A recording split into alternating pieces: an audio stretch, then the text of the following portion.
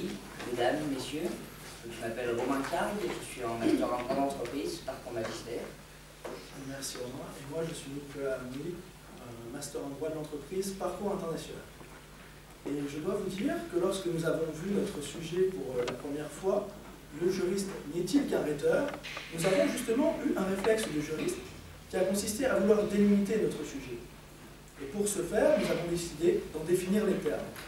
Donc, deux termes principaux, le juriste et le rhéteur. Alors, qu'est-ce qu'un juriste? Ici, deux possibilités s'offraient à nous. Soit de prendre la définition du dictionnaire, très générale, donc le juriste, personne qui a fini ses études de droit, connaît la loi, la pratique, la maîtrise, ou alors une conception beaucoup plus précise, celle de la profession, le juriste d'entreprise. Alors pour les non-initiés, qu'est-ce qu'un juriste d'entreprise? C'est tout simplement la personne qui, à la fin de ses études de droit, n'a pas réussi à passer le grand oral du CRFPA. Et alors cela, ça paraissait en contradiction avec le sujet même, vu qu'on voyait mal comment le juriste d'entreprise, donc qui n'avait pas eu l'oral du CRFPA, pouvait être un rhéteur. Donc nous avons décidé de revenir à une conception plus générale du juriste, le juriste qui est à la société, ce que Georges Clooney est au cinéma, un personnage plutôt sexy. Alors, toujours, et on voit tout de suite le lien d'ailleurs avec le rhéteur, parce que le rhéteur, qui est-il? C'est le Al Pacino de la Grèce antique. Ce personnage avec du charisme, une aura, il a quelque chose. Et toujours en parlant de notre rhéteur, il faudrait dire que si, grâce à ses capacités, il est capable de convaincre, je dirais même plus, de persuader un public, il a toutefois un petit défaut. C'est qu'en attachant plus d'intérêt à la forme qu'au fond de la plaidoirie, il risque parfois d'être un peu pompeux, un peu lourd, et il passe alors de l'Al Pacino à un mauvais bigard. Et en parlant de mauvais, on peut d'ores et déjà exclure des juristes une autre catégorie, il s'agit généralement des étudiants, auxquels le style se rapproche plus des films coréens, avec parfois de l'exceptionnel, et parfois on ne comprend pas du tout ce qu'ils ont voulu dire. Donc voilà, une fois ce sujet défini, donc reprenons-le, le juriste n'est-il qu'un rhéteur? Il fallait déjà voir si le juriste était un rhéteur. Et vu que nous avions pris cette définition générale, qui n'est donc pas unique, donc on a décidé de séparer en différentes parties notre juriste, en prenant arbitrairement comme première partie l'avocat. Alors l'avocat, qui est-il? On a trouvé cette citation, l'avocat, c'est la voix de ceux qui n'en ont plus. Alors on pense toujours tout de suite, immédiatement, à Maître Lombard, Maître Leclerc, Maître Badinter, et Maître Dupond-Moretti, pour citer quelque chose de plus contemporain. Mais tout de suite, on voit que tous les avocats ne se valent pas, dans ce sens où les avocats que nous évoquons ici sont des avocats pénalistes. Alors pourquoi? Peut-être parce que la procédure pénale et le déroulement d'un procès pénal laisse plus de place à l'art oratoire et donc davantage de possibilités d'expression pour ces avocats. Et comme toujours, lorsqu'on est dans un procès pénal, je pense notamment aux assises, le destin, la décision des jurés populaires est tout à fait stochastique. Donc, dans le domaine partiellement relève du hasard.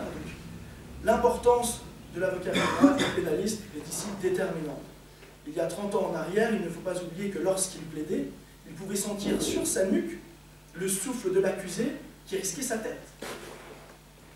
Mais encore une fois, si tous les avocats ne se valent pas, et donc il y a les avocats pénalistes d'une part et les autres, même dans les avocats pénalistes, malheureusement, il n'y a pas que du bon. Et nous sommes ici obligés d'évoquer certains avocats qui, alors qu'ils ont prêté serment d'humanité, et donc qui doivent incarner cette valeur, on voit bien l'avocat pénaliste, défenseur de la veuve et l'orphelin, certains sont prêts à vendre leurs âmes au diable pour une place de député et défendre des principes totalement différents. Nous pensons ici par exemple à Maître Collard, qui serait donc à la littérature 50 nuances de grès, c'est-à-dire un bon gros navet.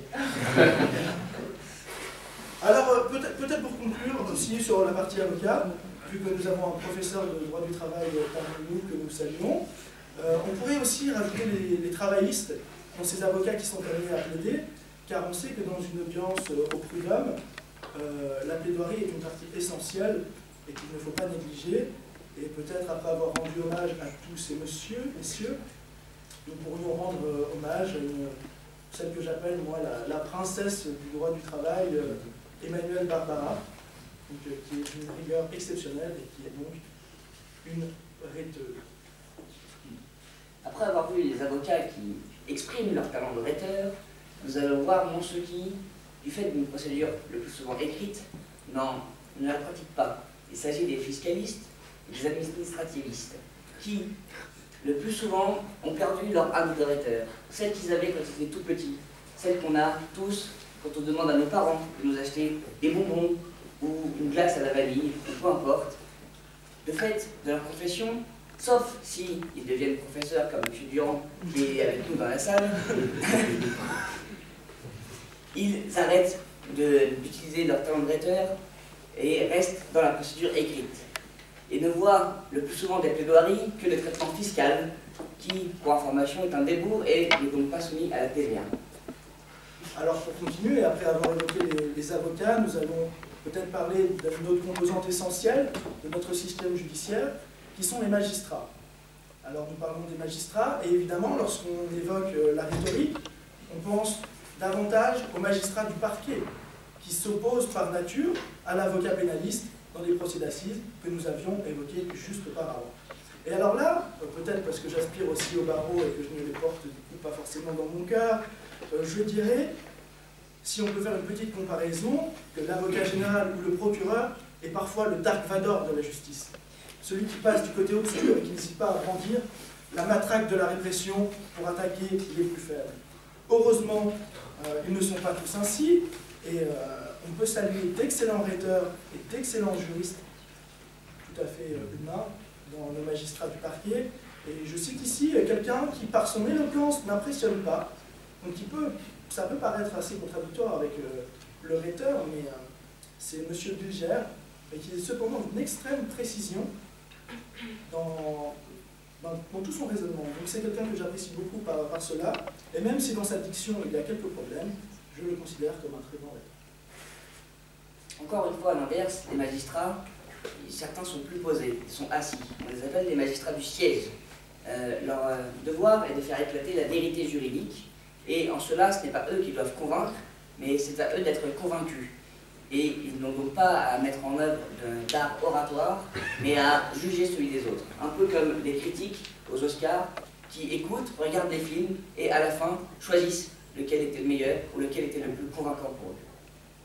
Alors, après avoir évoqué nos amis avocats et nos amis magistrats, nous pouvions, dans un discours sur l'art oratoire et le juriste, faire une impasse sur le législateur.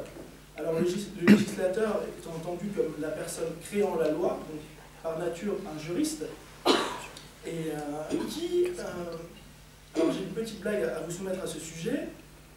Quelle est la différence entre un député et un train? Eh bien, le train, lorsqu'il déraille, il s'arrête. Le député, non. Et c'est bien le problème de l'inflation législative.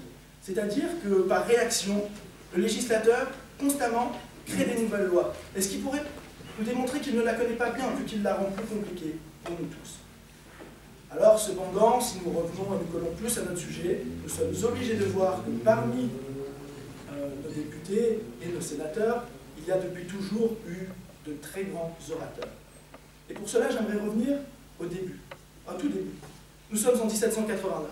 L'abbé Sieyès, alors membre du clergé, propose aux tiers États de se constituer Assemblée nationale. Et alors que le roi envoie les forces armées pour déloger nos amis du tiers État, il y a alors Mirabeau qui arrive et qui dit « Nous ne quitterons nos sièges que par la force des baïonnettes ». Nous voyons ici un grand romantisme et surtout une grande éloquence. Celle-ci traversera les siècles jusqu'à arriver à un orateur qui est aujourd'hui une figure et un modèle d'éloquence, Jean Jaurès. Et nous pouvons aussi aujourd'hui voir dans nos députés et sénateurs encore de très belles joutes oratoires.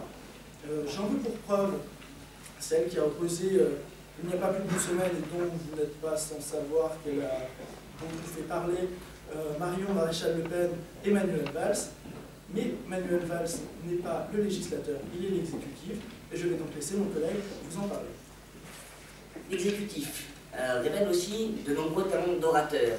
Quand les membres du gouvernement doivent aller défendre leurs lois devant le Parlement.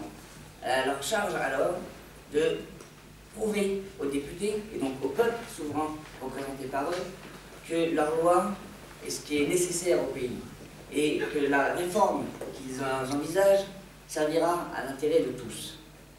Mais certaines fois, ils tombent dans la rhétorique complète, et comme des acteurs d'une sitcom, ne nous engagent qu'à regarder les prochains épisodes, et donc à voter la prochaine loi dans l'urgence, sans vraiment penser à un scénario global sur le long terme, et en cela, ils sont des rhéteurs, mais parfois de très mauvais rhéteurs. Alors, peut-être dernière catégorie qu'il nous reste à évoquer, et sans qui personne ne sera ici, il s'agit évidemment des professeurs de droit. Alors, le professeur de droit, nous en avons plusieurs dans cette salle, il fait figure d'autorité pour l'étudiant, de sagesse. Vous vous rendez compte, il connaît la jurisprudence, parfois il côtoie la doctrine, si ce n'est pas lui qui en fait partie. C'est, je pense, à la faculté, ce que Clint Eastwood est au cinéma américain. Alors, nous avons eu la chance d'avoir parmi nous Monsieur le doyen Germain, qui, par l'intermédiaire de son petit discours tout à l'heure, nous a montré à quel point des professeurs de droit pouvaient être d'excellents modèles d'éloquence. Nous avons dégusté chacune de ces paroles, et c'est bien la preuve que parmi nos professeurs, il y a de très grands rhéteurs. A l'inverse, certains ont un style un peu plus spongieux. Ils débitent leur cours, qui est le même depuis 10 ans, qu'ils lisent tranquillement sur leurs feuilles, et comme un épisode de Derrick, comme les étudiants se repassent les cours d'année en année, tout le monde connaît déjà la fin. La seule cascade qu'on attend, c'est le moment où il rattrape peut-être une ligne, ou en sautant un paragraphe, il reviendra en arrière. Et ces professeurs qui, par leur ennui globalement de l'amphithéâtre, sont heureusement rares parmi nous, ont quelque peu perdu leur oratoire, et on espère pour eux qu'ils le retrouveront en dehors des cours. Mais cet aspect justement de lecture du texte nous fait ici toucher du doigt un point commun à tous les juristes, qui est l'obsession textuelle. Car avant d'être un rhéteur, le juriste est avant tout un obsédé textuel. Il se rattache tout le temps à son code civil, ou à son gaja, ou un livre de Francis Lefebvre, lui rappelant tous les cours, s'il en a besoin. Et la rhétorique est donc en cela que la cerise sur le gâteau, qu'il pourra utiliser pour convaincre à la fin que le texte qu'il a trouvé, ou la partie de texte qu'il compte utiliser, est la vraie. Cette cerise nous amène à un autre point pour lequel le juriste n'est pas qu'un rhéteur. C'est parce qu'il sait cuisiner. En effet, le samedi soir, quand il est tout seul, le juriste, après avoir réfléchi pourquoi est-ce que les arrêts de la Cour de cassation étaient tout le temps écrits en majuscule, ou relis pour la 42e fois son code civil, il doit bien manger. Et pour cela, de belles paroles ne feront jamais cuire son omelette. Donc, il doit cuisiner. Et en cela, on ne peut pas le réduire à un simple rhéteur. Après, peut-être aussi, on peut en profiter, même si on a exclu les étudiants qui sont amenés à devenir plus tard des juristes confirmés. On peut saluer nos camarades de l'ECC, qui actuellement, pour fêter les 5 ans de leur association, proposent d'aller chez les étudiants pour leur faire la cuisine, le ménage ou leur chanter une chanson. C'est une grande preuve d'humanité qui nous prouve que le juriste n'est pas qu'un rhéteur, il est avant tout un humain. Et pour terminer sur cette petite partie sur la rhétorique, j'ai pensé que cette citation pourrait faire l'affaire.